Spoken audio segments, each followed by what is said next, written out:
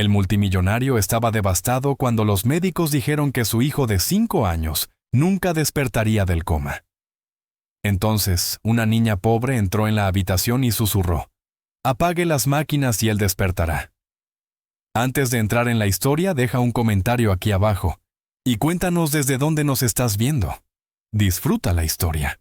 El invierno en Manhattan era implacable aquella mañana de diciembre, y Marcus Wellington casi ni notó el frío cuando su limusina entró por la entrada de emergencias del hospital.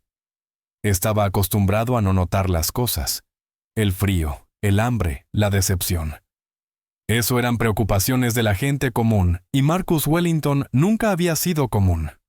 A los 32 años había construido un imperio que se extendía por 3 continentes. Wellington Tech no era solo una empresa, era un monumento a su brillantez, y como todos los monumentos a la brillantez, proyectaba largas sombras sobre todos los que lo rodeaban. Pero nada, ni sus miles de millones, ni su ático con vista a Central Park, ni siquiera su ejército de especialistas pudo detener lo que le había ocurrido a su hijo. David Wellington había cumplido 5 años exactamente 14 días antes de que ocurriera el accidente, una caída de las barras de juego en el club de campo. Un solo instante de descuido infantil que le fracturó la columna y lo dejó en un coma que ningún médico en el mundo podía explicar ni revertir. Ahora, 3 semanas después, David yacía en una habitación privada en el 7º piso del hospital más prestigioso de Manhattan, rodeado de máquinas que pitaban y resoplaban como plañideras electrónicas. Su pequeño cuerpo estaba conectado a un respirador a sondas de alimentación, a monitores que registraban el silencio eléctrico de un cerebro que debería haber estado aprendiendo a leer. Marcus estaba de pie junto a la ventana mirando el cielo gris de diciembre, y por primera vez en su vida sintió el frío. «Señor Wellington». La doctora Patricia Chen entró en silencio con esa expresión particular que los médicos desarrollan cuando no tienen nada bueno que decir. «Quería hablar con usted sobre el estado de David. No ha habido ninguna mejoría. Las exploraciones neurológicas de esta mañana muestran...». «No quiero oírlo», dijo Marcus con una voz afilada como cristal cortado. «Cuando lo ingresaron, usted me dijo que el tiempo era el factor más importante, que algunos comas se resuelven espontáneamente. Así que esperamos». «Sí, pero el periodo prolongado sin conciencia combinado con la gravedad de la lesión medular». «Está despedida», dijo Marcus, aún de espaldas mirando por la ventana. «Voy a traer especialistas de Johns Hopkins de la Clínica Mayo, de cualquier lugar del mundo donde todavía no me hayan dicho que mi hijo va a morir». «Queda relevada, doctora Chen». La oyó marcharse sin decir ni una palabra más. Esa era la cosa con el dinero. La gente te obedecía incluso cuando los estabas destruyendo. Era última hora de la tarde cuando Marcus salió del hospital. Había estado junto a la cama de David durante 6 horas observando el pecho de su hijo subir y bajar, con un ritmo mecánico esperando algo.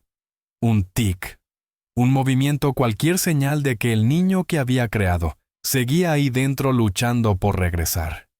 Nada llegó. La limusina descendió del estacionamiento del hospital hacia las grises calles decembrinas de Manhattan. Marcus iba sentado en el asiento trasero con su abrigo de cuero italiano perfecto contra la tapicería de cuero, su Rolex de platino, atrapando la luz su expresión tallada en mármol. Estaba pensando en el incidente del club de campo, en la niñera de David, que lo había estado vigilando, en el hecho de que David nunca había sido particularmente atlético, que siempre había preferido el despacho de su padre al parque infantil. Si David hubiera sido realmente David, fiel a sí mismo, habría estado dentro leyendo uno de esos libros ilustrados, seguro en la biblioteca interior. Pero la niñera había insistido en que necesitaba aire fresco. La niñera había fallado. Marcus ya había tomado medidas. La niñera no volvería a trabajar jamás, ni en Nueva York ni en ningún lugar de Estados Unidos donde sus abogados pudieran alcanzarla. La limusina se detuvo ante un semáforo en rojo en Park Avenue, y fue entonces cuando Marcus la vio.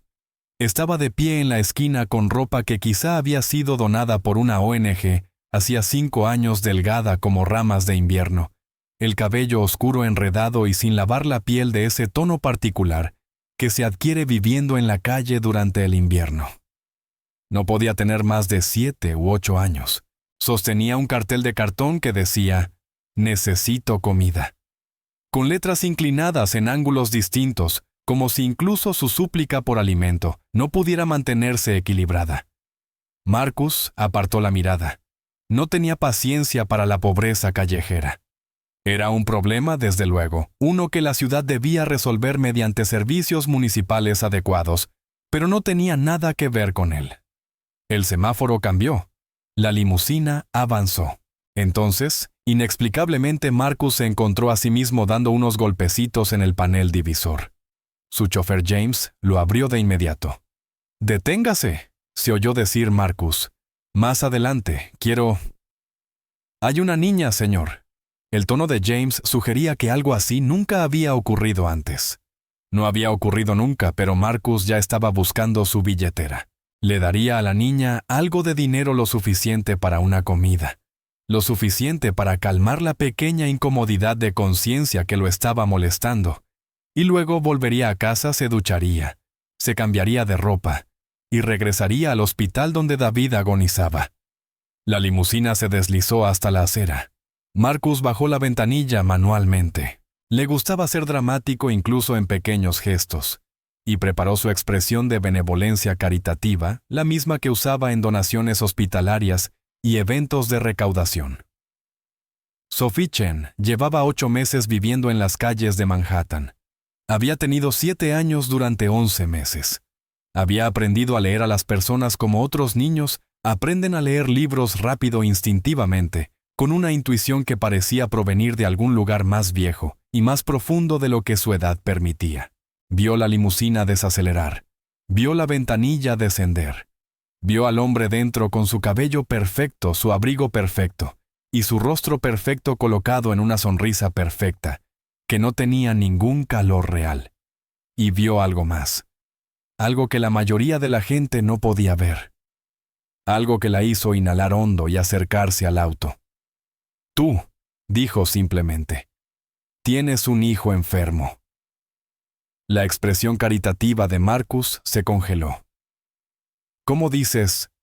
¿Un niño?», continuó Sofía acercándose un poco más. 5 años. Está en un hospital. Está dormido, pero no está dormido. No va a despertar». Cada músculo del cuerpo de Marcus se tensó. «¿Quién te dijo eso? ¿Quién te envió?» «Nadie me envió», dijo Sophie. Su voz era extraña, demasiado tranquila, demasiado segura para una niña que pedía limosna en la calle. «Pero lo sé. Lo sé porque puedo verlo. Puedo ver al niño. Y puedo ver que todas las máquinas y todos los médicos no pueden ayudarlo. Puedo ver que lo vas a perder a menos que...» «¿A menos que qué?», Marcus se oyó preguntar. Cada parte racional de su mente gritaba que aquello era un timo, una estafa callejera diseñada para sacarle dinero a un padre desesperado. Sin embargo, no podía apartar la mirada de los ojos de la niña. «A menos que hagas lo que yo te diga», dijo Sophie. Fue en ese momento cuando Marcus Wellington hizo algo que nunca había hecho en su vida.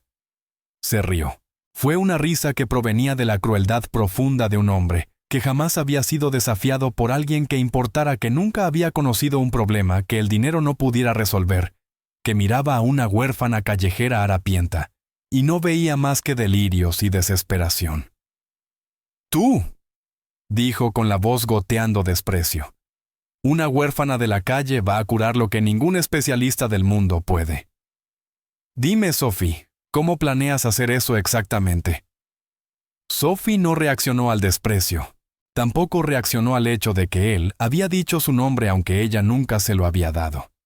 Simplemente se quedó allí quieta como un árbol de invierno y dijo, $1,000,000. La risa de Marcus se hizo más fuerte. Las pocas personas que caminaban apresuradas por la fría tarde de diciembre se detuvieron a mirar.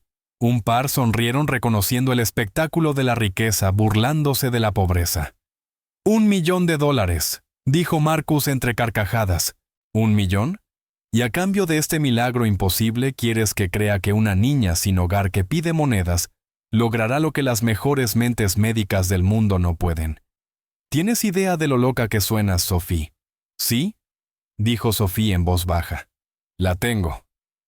Esto es lo que haré, dijo Marcus, y su crueldad alcanzó su punto máximo. Sacó su billetera y extrajo un solo billete de $100. Lo lanzó a la calle frente a ella y el viento lo atrapó, y lo hizo girar sobre el pavimento como una hoja agonizante. Cómprate algo de comer, Sophie. Finge que piensas un poco más en tu milagro. Cuando tengas algo más realista, siéntete libre de buscarme. Pulsó el botón y la ventanilla subió con un suave silbido. La limusina avanzó dejando a Sophie de pie en la calle, mirando el coche desaparecer en la mañana neoyorquina.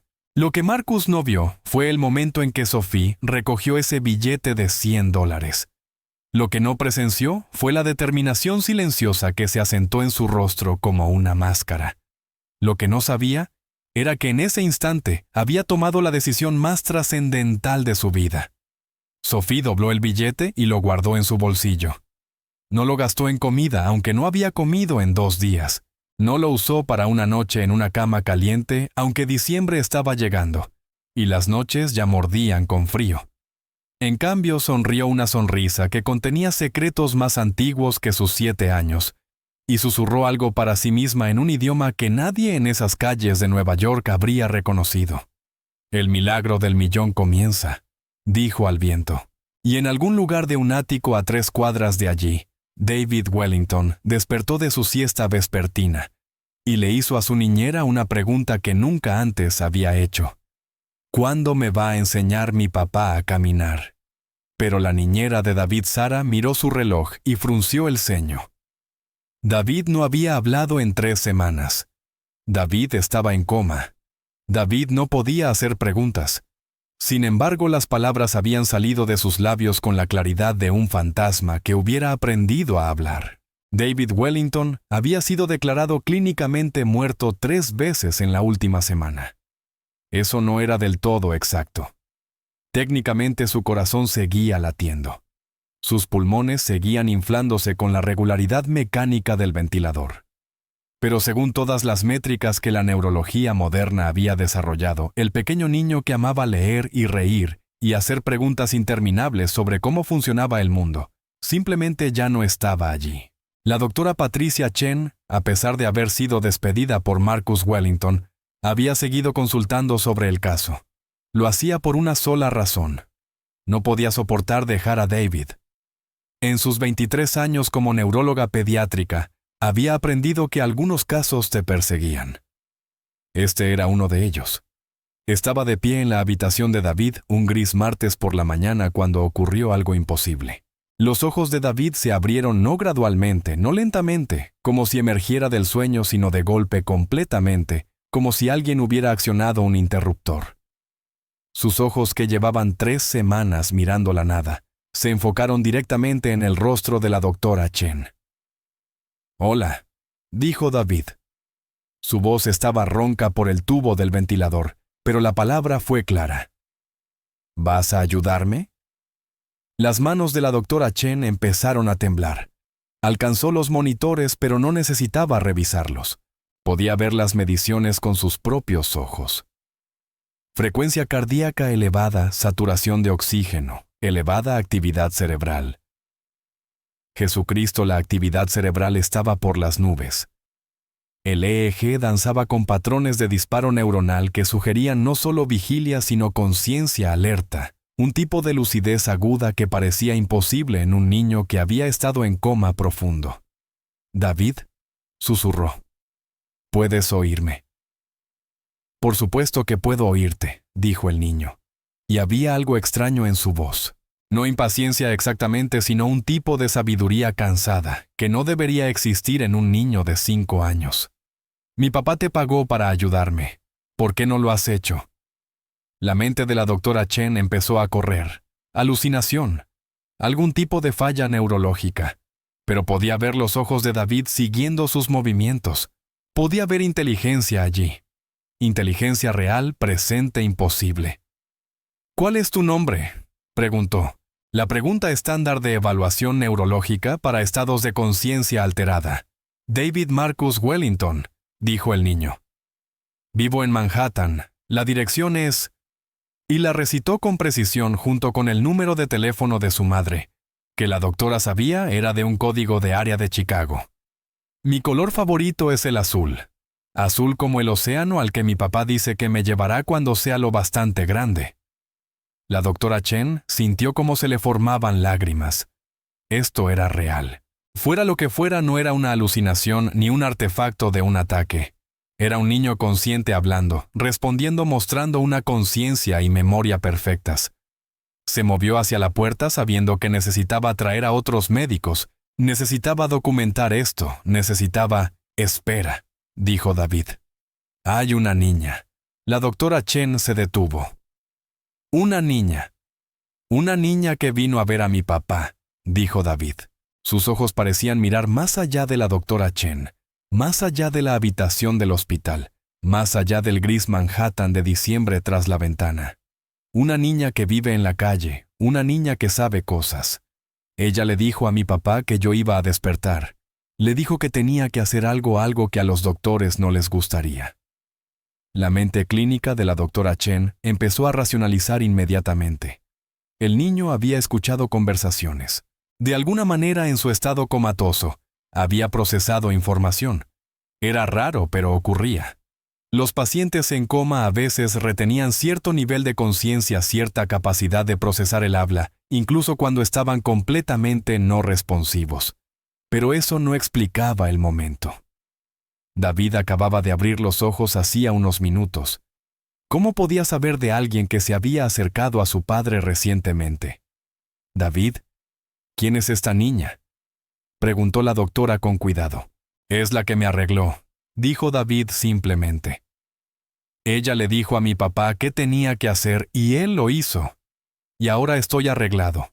Ella dijo que lo haría. Dijo que sabía cómo. Dijo que mi papá tenía que creer en algo más que en el dinero. La puerta de la habitación se abrió de golpe. 2 enfermeras entraron corriendo habiendo visto los cambios en los monitores desde la estación de enfermería.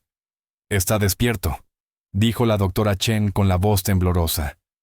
Llamen al doctor Morrison. Llamen al médico de guardia. Llamen al señor Wellington. David Wellington está consciente. La siguiente hora fue una cascada de caos controlado. Los médicos entraron apresurados con herramientas de evaluación neurológica. Las enfermeras revisaron cada tubo y cada monitor. Examinaron el ventilador para ver si David podía respirar por sí mismo.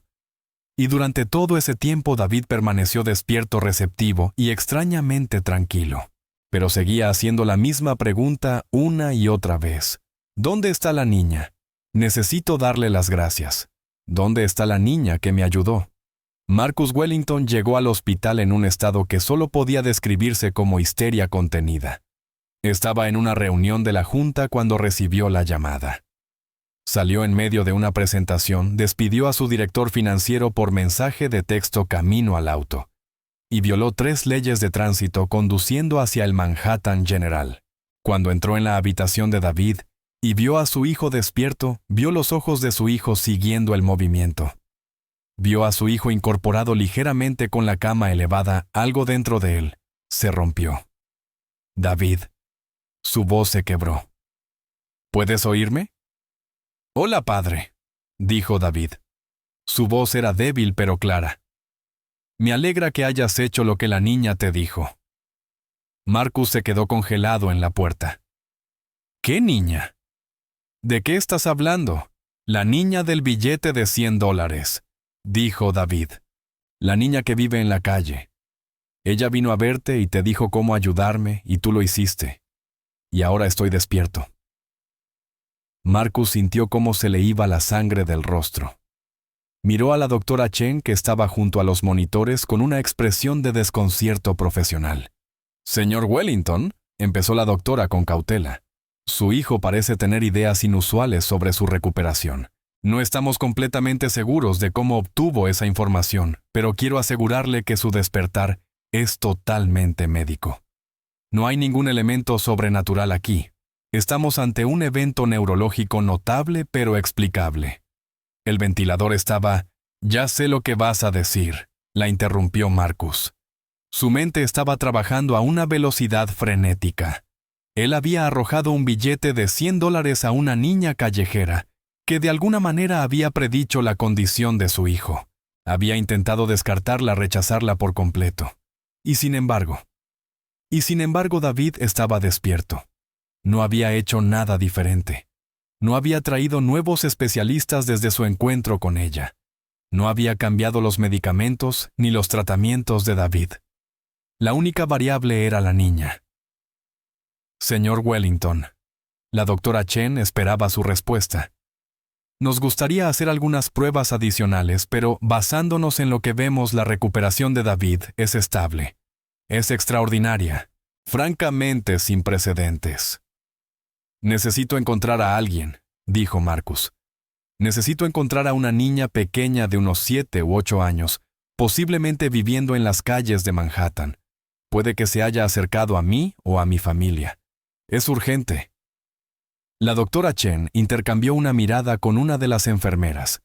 Había trabajado con suficientes padres adinerados como para reconocer la obsesión cuando la veía.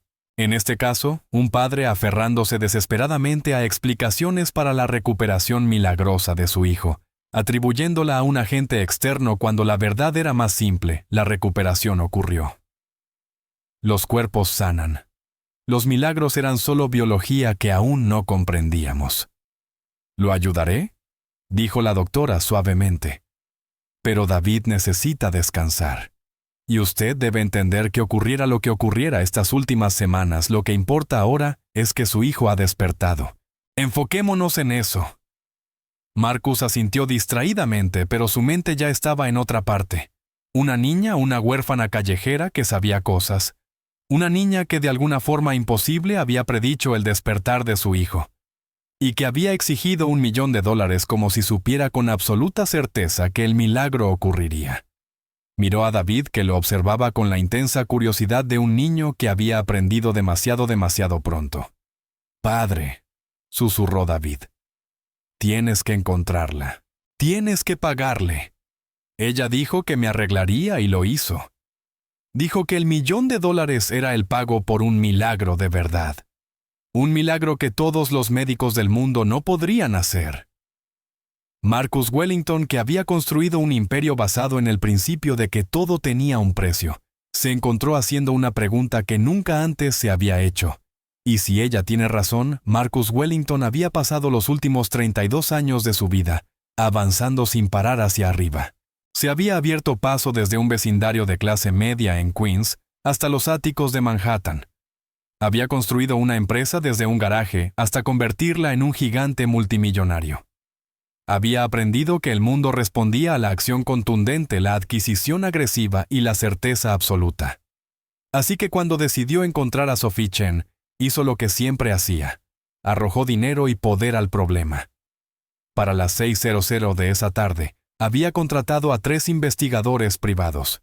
Para la medianoche, había contactado a la División de Personas Desaparecidas del NYPD y ofrecido una recompensa de $50,000 por información sobre una niña huérfana de aproximadamente 7 años, posiblemente de ascendencia asiática. A la mañana siguiente, había publicado la descripción básica de la niña en todas las plataformas de redes sociales que lo permitían, junto con el anuncio de la recompensa. La respuesta fue abrumadora. Llegaron reportes de todo Manhattan. Una niña que coincidía con la descripción fue vista en el Bronx, otra cerca del puente George Washington. Una tercera durmiendo en los túneles del metro bajo Central Park. Los investigadores de Marcus siguieron cada pista con la energía de un hombre que buscaba algo de lo que de repente dependía toda su alma. Pero Sophie Chen parecía haber desaparecido. Fue la doctora Patricia Chen, sin relación alguna con Sophie, aunque pasaría horas preguntándose por esa pequeña e imposible coincidencia, quien finalmente ofreció otra perspectiva. Encontró a Marcus en la cafetería del hospital, en el tercer día de su búsqueda, despeinado y desaliñado, de una forma que ella nunca había visto en él. Su traje caro estaba arrugado. Su reloj de platino había desaparecido. Parecía un hombre que no había dormido, comido ni respirado con calma en 72 horas. «Señor Wellington», dijo sentándose frente a él sin invitación. Necesito hablar con usted sobre algo médico, algo que podría ayudarle a entender lo que le pasó a David. Marcus levantó la mirada de su café intacto. Te escucho. Hay un fenómeno en neurología. Comenzó con cautela la doctora Chen, llamado criptoestesia. Se ha documentado en pacientes en coma durante décadas. Es esencialmente la capacidad de percibir cosas mientras pareces inconsciente. Algunos pacientes en comas profundos han demostrado conocimiento de conversaciones que no deberían haber podido oír, de eventos ocurridos a su alrededor. Algunos incluso han despertado, hablando idiomas que no habían aprendido antes de caer en coma. ¿Está sugiriendo que David de alguna manera se comunicó con esa niña mientras estaba en coma?, preguntó Marcus. Estoy sugiriendo que la conciencia es mucho más compleja de lo que entendemos, dijo la doctora.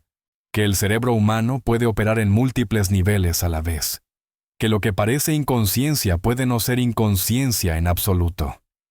Marcus colocó su taza de café sobre la mesa con deliberada cautela. Lo que estás describiendo suena a conexión psíquica. Eso no es ciencia. No, admitió la doctora Chen. Pero tampoco es imposible. Nuestra comprensión de la conciencia es primitiva en el mejor de los casos. No conocemos realmente los límites de la percepción o la conciencia humanas. Si le hubiera dicho hace un mes que su hijo despertaría de un coma profundo sin intervención médica y sin causa aparente, ¿habría creído que eso era posible? Marcus guardó silencio. La niña puede no ser una estafadora, continuó la doctora. Puede ser algo completamente diferente, algo para lo que no tenemos marco conceptual. Marcus salió de la cafetería sin responderle, pero sus palabras lo siguieron como sombras. Esa noche tomó una decisión. Canceló la búsqueda, llamó a sus investigadores y les dijo que se retiraran. Eliminó las publicaciones en redes sociales. Retiró el anuncio de recompensa. Y luego hizo algo que Marcus Wellington jamás había hecho en su vida. Esperó. Se sentó en la habitación de David mientras su hijo jugaba con juguetes y hacía preguntas infinitas sobre cómo sanaba el cuerpo y por qué algunas personas se enfermaban y otras no. Escuchó a los médicos darle informes sobre la recuperación neurológica de David, inédita milagrosa desafiando cada expectativa y modelo médico. Y pensó en una niña que vivía en las calles de Manhattan. Una niña que lo había mirado con ojos que parecían contener un conocimiento más viejo que los años que decía tener. Una niña que había pedido $1 millón con la certeza de quien simplemente nombra el precio de algo que siempre iba a costar exactamente eso. Fue David quien volvió a mencionarlo una tarde mientras ambos observaban cómo la luz gris de diciembre se desvanecía sobre el horizonte de Manhattan. «Padre», dijo David, «¿por qué dejaste de buscarla?» «Porque entendí algo», dijo Marcus. «Ella vino a mí una vez y yo la rechacé. Si vuelve lo hará porque quiere, no porque le pagué, no porque la obligué, sino porque ella lo elige». David asintió como si eso tuviera perfecto sentido. «¿Va a volver?» «¿Cómo lo sabes?», preguntó Marcus. «Porque ella me lo prometió», dijo David. Dijo que $1 millón era el pago por el milagro. Y dijo que una vez que el milagro estuviera completo, vendría a cobrarlo. Dijo que así funciona la magia real. La magia ocurre primero y luego pagas por ella. Marcus sintió algo moverse dentro de su pecho. Magia real, había dicho David. Como si un niño de 5 años entendiera la diferencia entre trucos y verdadera transformación. Fue en una fría tarde de jueves, exactamente una semana después de que David abriera los ojos cuando ella apareció. Marcus estaba en su oficina del ático trabajando en operaciones que había descuidado durante la semana de crisis, cuando su secretaria Patricia lo interrumpió con una expresión extraña. «Hay una niña abajo en el vestíbulo pidiendo verte». Patricia añadió. «Dice que no tiene cita. Le dije que no podías recibir visitas sin una cita, pero es muy insistente», dijo. «Dile que el pago del milagro ya vence». Marcus sintió como su corazón daba un salto. Se levantó del escritorio tan rápido que la silla rodó hacia atrás y chocó contra la pared. «Envíala arriba», dijo. Sophie Chen estaba empapada y temblando cuando entró en su oficina. Afuera estaba lloviendo una fría lluvia de diciembre, que convertía las calles de Manhattan en ríos grises. Llevaba todavía la misma ropa con la que él la había visto en Park Avenue, solo que ahora estaba completamente empapada. «¿Pagaste?», dijo Marcus. No fue una pregunta. «Cumplí mi promesa», dijo Sophie. «Tu hijo está bien. El milagro está completo. El precio es $1 millón. Marcus la miró. A esta niña que había vivido en las calles, que no tenía hogar, ni calor, ni refugio, y se dio cuenta de algo que cambiaría todo sobre quién era él. Alargó la mano hacia su chequera. Sophie Chen se sentó en la oficina de Marcus Wellington, mientras el agua goteaba de su ropa sobre el mármol italiano del suelo. El guardia de seguridad había querido escoltarla fuera del edificio en cuanto llegó, pero Marcus lo había detenido con una sola orden helada. Ahora el hombre estaba junto a la puerta incómodo, sin saber si la niña empapada era una amenaza o un caso de caridad. Marcus lo despidió con un gesto. Cuando quedaron solos, miró a Sophie durante un largo rato sin decir palabra. Ella sostuvo su mirada sin pestañear, con los ojos oscuros firmes, su pequeño cuerpo rígido por el frío. $1 millón es una suma considerable, dijo por fin Marcus. Para cualquiera. Pero para una niña que vive en la calle es una fortuna inimaginable. Sí, respondió Sophie. Así que lo que quiero entender, continuó Marcus sacando su chequera del cajón, no es si lo mereces. Ya has demostrado que sí. Lo que quiero entender es por qué. ¿Por qué tú? ¿Por qué puedes hacer algo que ningún médico, ningún especialista, ninguna cantidad de riqueza o poder pudo lograr? Sophie se envolvió más en su chaqueta empapada. Cuando habló, su voz fue pequeña y precisa. Hay personas en el mundo, dijo, que pueden ver dentro de los demás, no con los ojos más profundo que eso. Yo puedo ver dentro de las personas. Puedo ver las partes de ellas que están enfermas, las partes que están rotas. Y a veces, si la persona lo desea lo suficiente, puedo tocar esas partes rotas y arreglarlas. Eso no es posible, dijo Marcus con frialdad. Así no funciona el cuerpo humano. Tu hijo despertó de un coma, dijo Sophie. Tu doctora dijo que eso no era posible, y sin embargo sucedió. Marcus no pudo discutir eso. Sacó su pluma y se preparó para escribir el cheque. Pero hay algo más que debes saber, dijo Sophie. Algo importante. Marcus se detuvo. ¿Qué cosa? Tu hijo no solo estaba enfermo de su cuerpo, dijo Sophie. Estaba enfermo de su espíritu cuando cayó. No fue realmente un accidente. Fue porque su alma estaba pidiendo algo que no tenía, y arreglar su cuerpo fue en realidad lo simple. La parte difícil fue arreglar lo demás.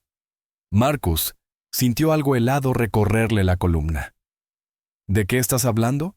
Estoy hablando de ti, dijo Sophie suavemente. Tu hijo se estaba ahogando porque nunca le enseñaste a amar, porque construiste un muro alrededor de tu corazón tan alto y tan grueso, que él no podía encontrar el camino hacia adentro. Estaba muriéndose porque estaba perdido en un mundo donde lo único que importaba era el dinero, el poder y ganar. Y ese es un mundo que envenena lentamente a los niños. La mano de Marcus se cerró con fuerza alrededor de la pluma. No sabes nada sobre cómo crié a mi hijo. Sí sé, dijo Sophie. Porque también puedo ver dentro de ti. Puedo ver al niño que solía ser antes de decidir que la suavidad era debilidad. Puedo ver el momento en que elegiste convertirte en esto, y puedo ver lo que te ha costado. Marcus se puso de pie bruscamente con el rostro enrojecido. No necesito una lección de una huérfana callejera sobre cómo vivir mi vida. No, coincidió Sophie. Pero necesitas entender lo que viene ahora. Si quieres que tu milagro dure, si quieres que David permanezca arreglado, despierto, sano y vivo, entonces vas a tener que cambiar. Vas a tener que aprender a ser padre de nuevo, en lugar de solo proveedor. ¿Y si no lo hago? Se oyó preguntar Marcus. Sophie guardó silencio durante un largo momento. Luego dijo, entonces él recaerá, no de inmediato, pero sí poco a poco. El cuerpo puede sanar, señor Wellington, pero el alma tarda más. El alma necesita amor. Marcus se alejó de ella y caminó hacia la ventana. Afuera Manhattan se extendía en todas direcciones. Millones de personas, miles de millones en riqueza. La ciudad más grande del mundo construida sobre los hombros de sueños y desesperación. ¿Cómo sabes todas estas cosas?, preguntó Marcus. Una niña de tu edad no debería saber sobre almas, milagros y amor. Es que no soy solo una niña sin hogar que casualmente vio a tu hijo, dijo Sophie. Soy la niña que ha sido invisible para el mundo toda mi vida, observando a todos a mi alrededor, aprendiendo qué los sana, qué los rompe, qué los transforma. La parálisis de tu hijo no es solo física, Marcus. No se trata solo de la médula espinal ni del daño en los nervios. Es psicológica, es emocional. Él no cree que puede caminar, así que su mente mantiene su cuerpo atrapado en esa silla. Su sistema nervioso ha aprendido indefensión, pero puedo enseñarle a creer.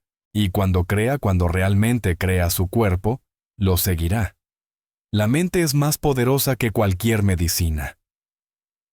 Marcus miró a aquella pequeña niña con su sabiduría imposible y tomó una decisión que cambiaría toda su vida. Miró la chequera en su mano. Miró a esa niña que vivía en las calles, que no tenía nada, que de alguna forma había visto dentro de su alma y comprendido lo que él necesitaba aprender. ¿Cómo lo ayudo a creer?, preguntó Marcus en su lugar. Se lo enseñas con el ejemplo, dijo Sophie. Se lo enseñas estando presente. Se lo enseñas mostrándole que tú crees en él. Se lo enseñas amándolo como un padre debe amar a un hijo, sin condiciones, sin juicio, sin necesitar que logre nada ni que te demuestre su valor. Marcus miró su chequera y su bolígrafo destapado. Lentamente comenzó a escribir. Los números fluyeron sobre la página. $1.000.000 escrito en letras completas. Su firma en la línea. Arrancó el cheque y se lo entregó a Sophie sin decir nada. Ella lo tomó y lo observó por un momento. Luego lo dobló y lo guardó en su bolsillo. No es realmente por el dinero, dijo. Lo sé, respondió Marcus. Entonces, ¿por qué me lo das? Marcus volvió a sentarse en su escritorio. Se encontró pensando en David, en la forma en que los ojos de su hijo habían brillado al despertar, en la certeza de su pequeña voz, al preguntar por la niña que lo había ayudado, en la confianza fundamental que un niño tiene en el mundo, antes de que el mundo le enseñe que esa confianza es una tontería. Porque lo pediste, dijo Marcus. Y porque por primera vez en mi vida creo en algo que el dinero no puede comprar. Creo en ti, creo en lo que hiciste, y creo que mereces ser pagada por salvar la vida de mi hijo. Sophie se puso de pie con la ropa aún goteando. Me voy ahora. Voy a tomar este dinero y voy a ayudar a otras personas, a otros niños cuyos padres han construido esos muros. Voy a ser su voz cuando no puedan hablar y su fuerza cuando estén demasiado débiles. ¿Volveré a verte?, preguntó Marcus. Sí, dijo Sophie, pero solo si haces tu parte. Solo si cambias. Solo si te conviertes en el padre que David necesita que seas. Porque los milagros son solo el comienzo, señor Wellington. La verdadera transformación es algo que debes elegir cada día por el resto de tu vida. Se dirigió hacia la puerta dejando un rastro de agua sobre el mármol. Sophie, llamó Marcus. Espera, hay algo que necesito preguntarte. Ella se giró con la mano en el marco de la puerta. ¿Cómo supiste que David estaba en coma?, preguntó Marcus. Cuando nos conocimos en la calle, nunca te dije que se llamaba David. Nunca confirmé que estaba en el hospital. ¿Cómo pudiste saberlo? Sophie sonrió una sonrisa que parecía antigua e infinitamente triste. Porque cada niño roto en Manhattan grita, dijo. Y yo he aprendido a escuchar ese sonido. Y luego se fue. 3 meses después, toda la comunidad médica seguía luchando por explicar la recuperación de David Wellington. El niño que debería haber permanecido en un estado vegetativo permanente, no solo estaba consciente, sino prosperando. Caminaba de manera independiente con algo de asistencia. Su fuerza aumentaba cada día. La lesión de la columna que debería haberlo dejado paralizado Estaba sanando de formas que desafiaban toda explicación conocida por la neurología moderna. La doctora Patricia Chen había escrito un artículo sobre el caso que estaba siendo revisado para su publicación en el Journal of Neurology. En él se centraba en los hechos médicos documentados, el despertar repentino, la rápida recuperación física, la ausencia de cualquier intervención médica que pudiera explicar los resultados. Excluía cuidadosamente cualquier referencia a Sophie Chen o los elementos sobrenaturales de los que David hablaba con tanta seguridad. Lo que no podía excluir era la profunda transformación de Marcus Wellington. El multimillonario había estado notablemente ausente de la mayoría de sus operaciones comerciales durante los últimos 3 meses. Su director de operaciones asumió la gestión diaria. La junta directiva aceptó su retiro temporal del liderazgo activo, sin hacer demasiadas preguntas. Los hombres adinerados a veces necesitaban tiempo para atender asuntos personales, y la recuperación de David era lo bastante profunda como para justificar esa ausencia. Pero lo que la doctora Chen observó en sus visitas profesionales para ver a David en casa fue algo mucho más profundo que una simple devoción paternal. Marcus Wellington estaba aprendiendo a ser humano de nuevo. Ella lo vio en pequeños momentos, la forma en que se sentaba en el suelo jugando con los soldaditos de juguete de David, en lugar de leer informes en su teléfono. La manera en que le hacía preguntas a David sobre lo que pensaba y sentía, en vez de limitarse a dar soluciones. La forma en que escuchaba realmente, escuchaba cuando su hijo hablaba con una intensidad de atención rara en el mundo moderno. ¿Cómo está tu padre?, le preguntó la doctora Chen a David durante uno de los chequeos mientras Marcus estaba fuera de la habitación. Está triste muchas veces, dijo David con naturalidad. Dice que Sophie le dijo que las personas que pasan mucho tiempo siendo frías tienen que sentir la tristeza cuando vuelven a calentarse. Pero también está feliz. Nunca lo había visto feliz antes. No feliz de verdad. Siempre ha sido exitoso y ganador e importante. Pero ahora está realmente feliz. La doctora Chen se sorprendió a sí misma sonriendo. Pero el cambio más dramático llegó cuando la exesposa de Marcus, Catherine, lo llamó. Ella había estado viviendo en Chicago con su nueva familia, un abogado exitoso llamado Douglas, y 2 hijos pequeños que no tenían idea de que Catherine tenía un hijo en Nueva York. El divorcio había sido brutal y conflictivo en gran parte porque Marcus había usado su riqueza y su poder para minimizar los derechos de custodia de Catherine. Cuando David nació, ella había luchado para obtener custodia compartida.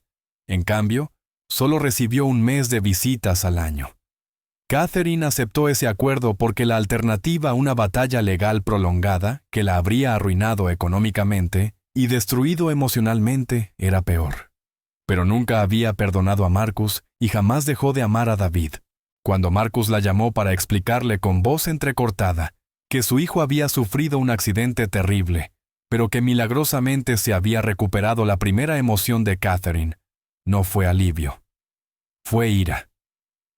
¿Por qué no me llamaste?, exigió. ¿Por qué no me dijiste que David estaba en coma? Soy su madre. Tienes razón, dijo Marcus simplemente. Y te pido perdón.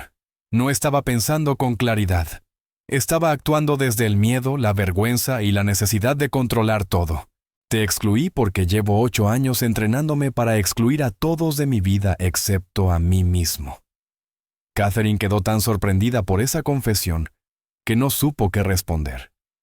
Quiero cambiar eso, continuó Marcus. Quiero que David conozca a su madre. Quiero que pase más tiempo contigo. Y quiero aprender a ser un padre que comparte a su hijo, no uno que lo acapara. Hicieron falta varias conversaciones antes de que Catherine creyera que hablaba en serio, pero finalmente hizo el viaje a Nueva York. Lo que encontró fue a su hijo sano, vibrante, caminando con creciente confianza, y a un hombre que se parecía a Marcus Wellington, pero que se movía y hablaba como alguien que ella nunca había conocido. Yo sé que no puedo deshacer los últimos 8 años, le dijo Marcus de pie en el apartamento que una vez había sido su hogar, antes de que el éxito, la riqueza y el lento veneno de la ambición destruyeran su matrimonio. Pero puedo intentar construir algo distinto para David de ahora en adelante. Puedo tratar de ser el copadre que necesitabas que fuera. Puedo intentar ser el hombre que creíste que era cuando nos conocimos. Catherine miró a su hijo que los observaba a ambos con una expresión de certeza tan tranquila que le rompió el corazón. Miró a Marcus y por primera vez en años vio al muchacho del que se había enamorado debajo de la armadura del hombre en que se había convertido. «Está bien», dijo ella, «pero necesitas entender algo. Esto ya no se trata de ti. No se trata de tu transformación ni de tu redención. Se trata de David. Lo que hagamos debe ser lo mejor para él». «Lo sé», dijo Marcus, «y por eso necesitaba cambiar. Porque David no necesita que yo sea el más rico o el más poderoso. Necesita que esté presente». En las semanas siguientes surgió un nuevo arreglo. David pasaría los días de semana con Marcus en Nueva York, asistiendo a una prestigiosa escuela privada, donde prosperaba académica y socialmente. Pasaría los fines de semana y 2 semanas cada verano con Catherine en Chicago, donde desarrollaría relaciones con sus hermanastros y aprendería lo que era tener una familia normal y amorosa. Marcus empezó a reconstruir su relación con Catherine, no como amantes, sino como socios en la crianza de un hijo. Estableció límites en su imperio empresarial, delegando más autoridad y controlando su necesidad obsesiva de involucrarse en cada decisión. Lo más asombroso fue que Marcus empezó a regalar dinero. Miles de millones de dólares que había tardado 30 años en acumular, comenzaron de pronto a fluir hacia causas benéficas. Educación para niños desfavorecidos, vivienda para personas sin hogar, investigación médica para enfermedades neurológicas raras, como la que casi había destruido a su hijo. Y comenzó a buscar activamente a Sophie Chen, no para reclamarla ni poseerla, sino para entenderla y ayudarla en lo que pudiera. Pero Sophie había desaparecido en las calles de Manhattan con la misma misteriosa quietud con la que había aparecido. Marcus volvió a contratar investigadores, pero esta vez con instrucciones diferentes. No estaban buscando a una niña. Estaban buscando pruebas de su obra. Niños sin hogar que de repente habían recuperado la salud. Huérfanos callejeros que habían recibido ayuda financiera anónima. Casos de curaciones milagrosas sin explicación médica.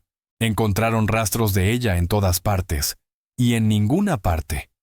Una niña que coincidía con su descripción había sido vista en el Bronx ayudando a un niño moribundo. Una joven misteriosa dejó un maletín lleno de dinero en un refugio de Bowery. Un huérfano en Harlem habló de haber sido curado por una mujer anciana que parecía una niña. Pero Sophie misma seguía siendo invisible. Fue David quien finalmente lo comprendió. «No va a volver», le dijo una noche, mientras observaban las luces de Manhattan desde el balcón del ático. «¿Por qué no?», preguntó Marcus. «Porque nunca fue solo una persona», dijo David. «Es muchas personas haciendo muchas cosas distintas. Ella fue mi milagro, pero no es solo mío. Es el milagro de cualquiera que esté listo para uno».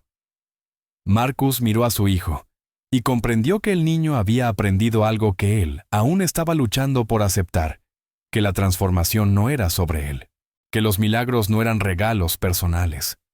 Eran semillas plantadas en el jardín del mundo creciendo donde encontraban tierra fértil. «¿Eres feliz?», preguntó Marcus. «Sí», respondió David. «Y tú también. Puedo verlo. Es diferente de antes. Diferente como antes intentaba ser perfecto», dijo David, con la sabiduría de un niño de 5 años que había vivido 1000 vidas. «Ahora solo intenta ser real. Eso es mejor». 6 meses después del despertar de David, lo imposible empezó a extenderse. Una mujer sin hogar en el Bronx afirmó que una niña la había tocado y la había curado del cáncer. Un niño en Brooklyn contó que una misteriosa joven apareció en su habitación del hospital y le dijo que sanaría. Un hombre en Queens habló de una niña que salvó a su hija de una sobredosis de heroína no con medicina, sino con un toque y unas palabras en un idioma desconocido. Las historias se multiplicaron. Se difundieron por las mismas redes sociales donde Marcus había publicado sobre Sophie. Llegaron a los noticieros locales.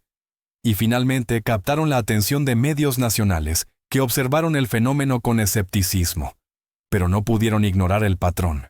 La doctora Patricia Chen recibió llamadas de colegas de todo el mundo, pidiéndole comentarios sobre lo que parecía ser un renacimiento del sanacionismo, un movimiento global de personas que afirmaban recuperaciones milagrosas de enfermedades incurables.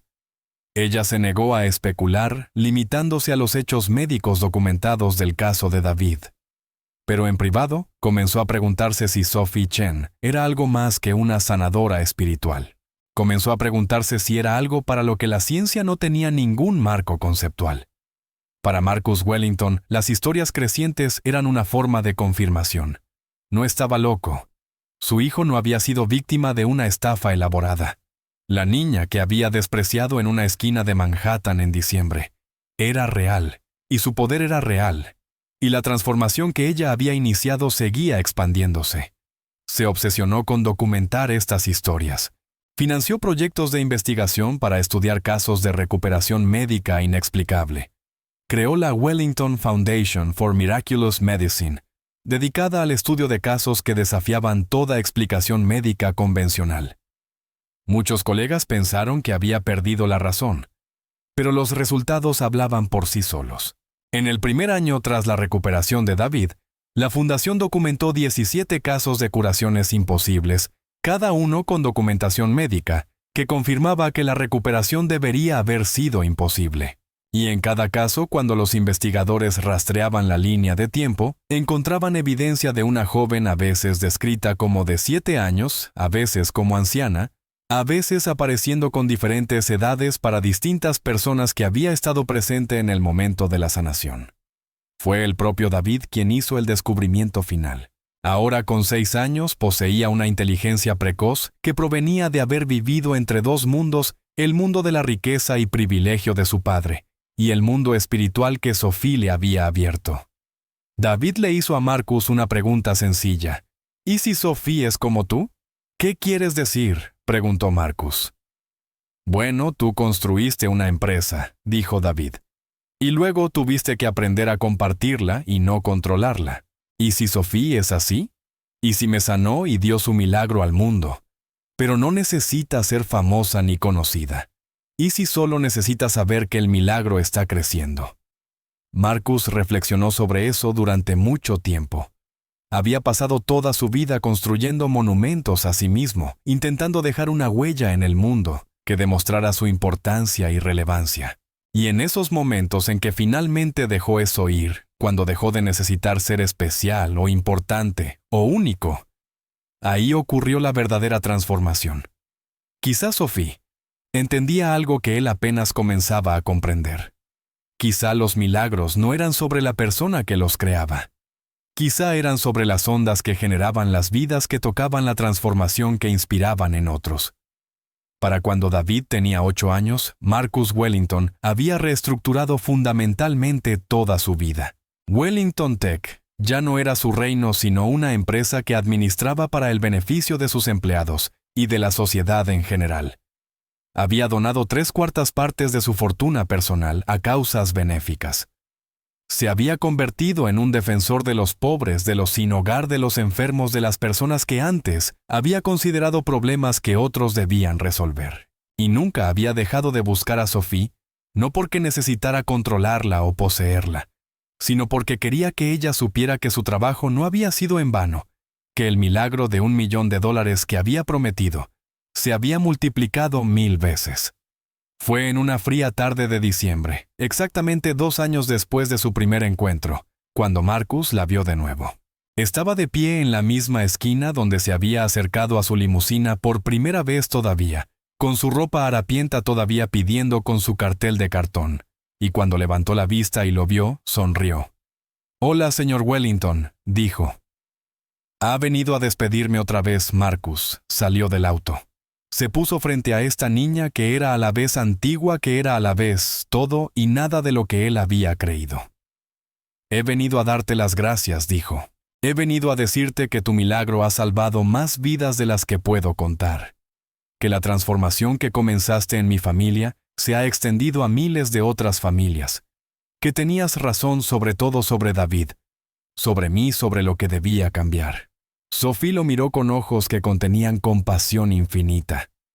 «¿Has aprendido?», dijo simplemente. «Sí he aprendido», respondió Marcus. «Entonces el milagro está completo», dijo Sophie. «Pero no celebres demasiado pronto. La transformación no es un destino, es un viaje, y tu verdadero trabajo apenas comienza». «¿Qué trabajo?», preguntó Marcus. «El trabajo de aprender a amar», dijo Sophie. «El trabajo de aprender a servir. El trabajo de convertirse en el tipo de hombre que cría hijos que no necesitan milagros porque ya están despiertos al milagro de la existencia misma». Marcus metió la mano en su abrigo y sacó un sobre. Dentro había un cheque por otro $1.000.000. «Esto es por tu trabajo continuo», dijo. «Por todas las personas que sanas, todas las vidas que tocas. Quiero apoyarte de cualquier manera que pueda». Sophie miró el cheque y luego volvió la vista a Marcus. «Quédate con él», dijo. «Ya me pagaste. Y además los milagros reales no se pueden comprar. Solo se pueden vivir». Se giró para irse, y Marcus se encontró haciéndose la pregunta que lo había perseguido durante 2 años. ¿Quién eres realmente? ¿Qué eres? Sophie se detuvo y lo miró hacia atrás. Por un momento su rostro pareció transformarse, convertirse en todas las edades a la vez, todas las personas a la vez, conteniendo multitudes. «Soy lo que sucede», dijo, «cuando el mundo recuerda amarse a sí mismo. Soy lo que es posible cuando la gente deja de creer que el dinero, el poder y el control son lo único real. Soy un recordatorio de que los milagros son reales y están disponibles para cualquiera que esté dispuesto a cambiar». «¿Te volveré a ver?», preguntó Marcus. «Sí», dijo Sophie. «Siempre que dejes de esperar ser perfecto y comiences a ser real. Siempre que veas a otro niño roto y recuerdes que ellos también merecen un milagro. Yo estaré allí». Luego se fue desvaneciéndose en la tarde de diciembre como un fantasma hecho de luz. Marcus volvió a su auto, pero en lugar de regresar a la oficina o al ático, indicó a su chofer que lo llevara al Manhattan General Hospital. Caminó por los pasillos hasta encontrar la ala pediátrica.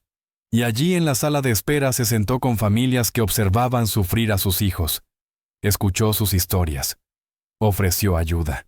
Ofreció esperanza porque finalmente había aprendido lo que Sophie había estado intentando enseñarle todo el tiempo, que los milagros no eran cosas que le sucedían a personas especiales. Eran cosas que sucedían cuando personas ordinarias decidían amarse mutuamente hasta alcanzar la plenitud.